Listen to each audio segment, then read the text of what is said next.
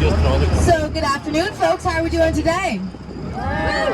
Love to hear it. It's a beautiful day here in Halifax. How can you not be in a good mood? So, as Captain Kristen mentioned, my name is Riley, and I'm going to be your tour guide today.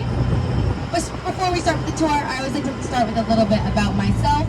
So, I'm born and raised right here in Halifax. I'm currently in my third year at Dalhousie University. Outside of harbor hopping at home, I have two cats. I named them Gucci and Versace, and myself. I like taking walks in the city and trying out all the new restaurants that Halifax has to offer. So if you guys need any suggestions or anything after the tour, I'll try my best to help you out. So is anyone here a first-time harbor hopper? Ooh, my favorite tours, I love to see it. So hopefully we have some fun, get a nice splash into the water, and let's get started. So today, the vessel you're sitting on is what's called a LARC 5. LARC standing for Lighter Amphibious Resupply Cargo 5. 5 meaning 5 tons, which is the amount that this vessel can carry. About 900 of these were made during the Vietnam War by the U.S. government for $900 million. So if you do a little bit of math, you're sitting on $1 million vessel here today. Really doesn't feel like it though. As we go through the streets of Halifax, you guys will know what I mean. There's no suspension on these things. It's going to be very bouncy.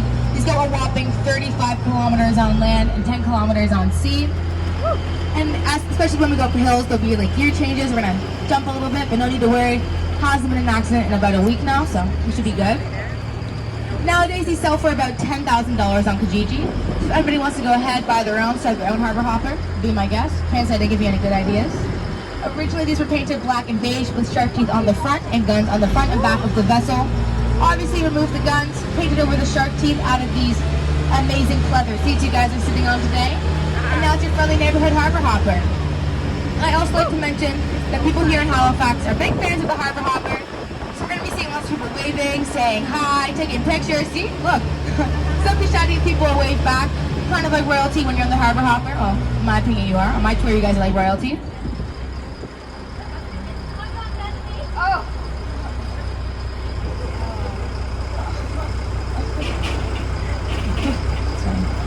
I'd also like to acknowledge that we're in unceded, unsurrendered Mi'kmaq territory.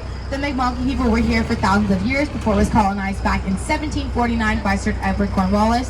And the name for Halifax is actually Jabuktuk, which means the Great Harbor. So Halifax was originally settled because the English needed a counter to the French fort of Louisbourg, which is up in Cape Breton, so they came here. Nowadays, Halifax is part of the HRM, the Halifax Regional Municipality. We have a population of about 440,000. That includes Halifax, Dartmouth, Bedford, and Halifax County. And we're the largest urban center in Atlantic Canada.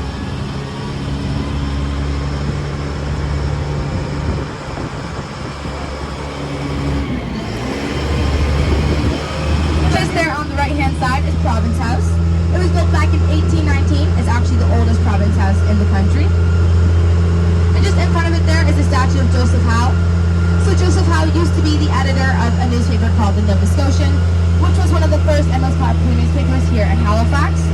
In his paper, he'd often write about corruption in the government, and he actually ended up getting sued for defamation. He argued in court for about 6 hours straight as to why we need freedom in the press, ended up winning. So we can thank him for part of the reason why we have freedom in the press here today.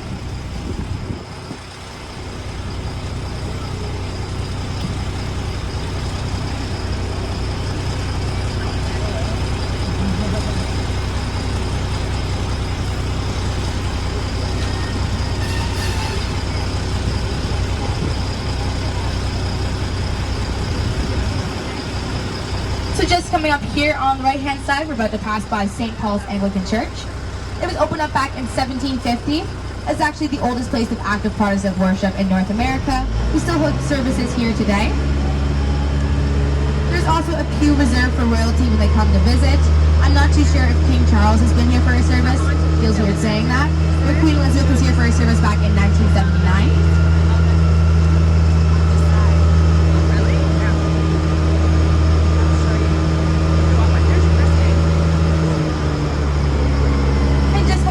We're about to pass by Argyle Street.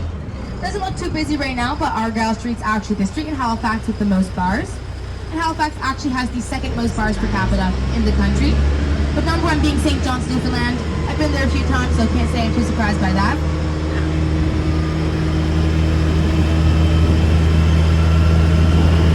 And here on the left-hand side is the convention center. The left side here is where we have like supposed to have conventions, and then there's also offices up there. And the right-hand side is the hotel. And if you have any Toronto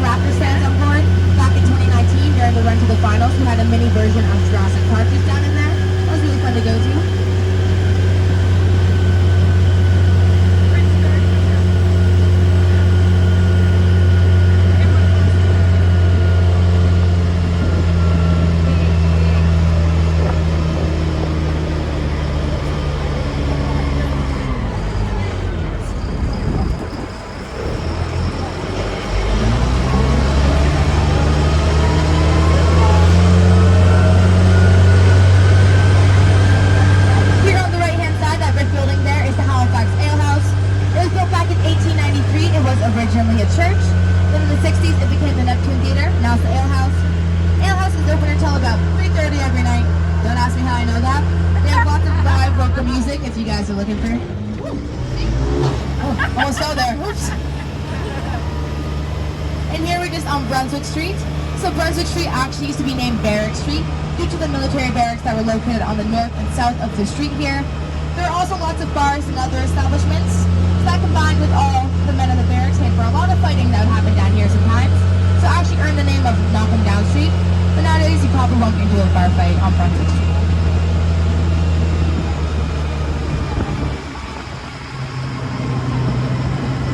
So now we're just coming up onto Citadel Hill. Citadel Hill is usually the second most visited National Historic Site in the country. We get about 500,000 visitors a year here. But this year, since Parliament Hill was going through some renovations, we're actually the most visited National Historic Site. It's a really great spot in the summer to lounge in the sun, have a picnic, watch the sunset. If anybody's here in the winter time, definitely my favorite spot for some sledding. And the inside of the hill is all revamped, and they have a really cool living history program. They'll have people dressed up as soldiers, civilians, soldiers' wives. They'll do drills, tours, and reenactments. So coming up here on the right-hand side is the Old Town Clock. It was built back in 1803. It actually still operates with its original gears. They have to wind up the gears about twice a week to make sure that the time stays accurate. I'd say it's about 90% accurate. It's make places on time. It's definitely one of the most iconic buildings here in Halifax. And if you look at the clock, you'll notice that the three outer faces are a little bit larger than the face that faces the inside of the hill.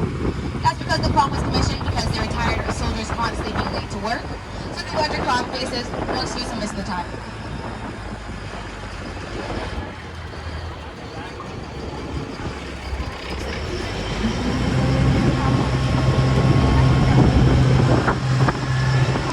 So here on the left-hand side, on the top of Citadel, is Fort George. So Fort George is built in what's called a bastion formation.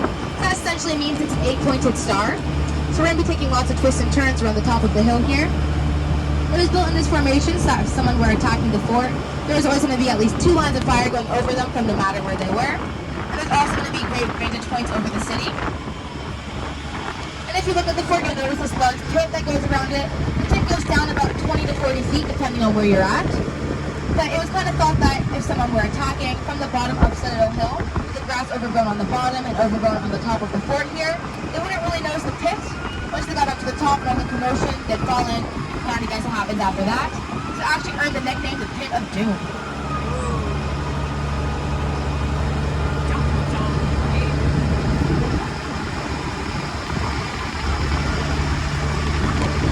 Surprisingly though, Fort George was actually never attacked, but it was formally conquered just once. So back in 2000, a woman was visiting Halifax. She had a bit too much fun downtown, so she decided to make her way up Citadel Hill, past the guards here on Fort George, and she actually took down the Union Jack flag that flies on top of the hill, and she replaced it with her own flag with a martini glass on it. Nice. So I guess the defenses here don't work too well. There on the right-hand side is Citadel High School. If anybody's familiar with the TV show Mr. D, they shot a lot of it here at Citadel. They used lots of people from the town to help out with the show. And your tour guide was an extra on the show, so you get a tour from a celebrity today, you guys. Autographs later. Right?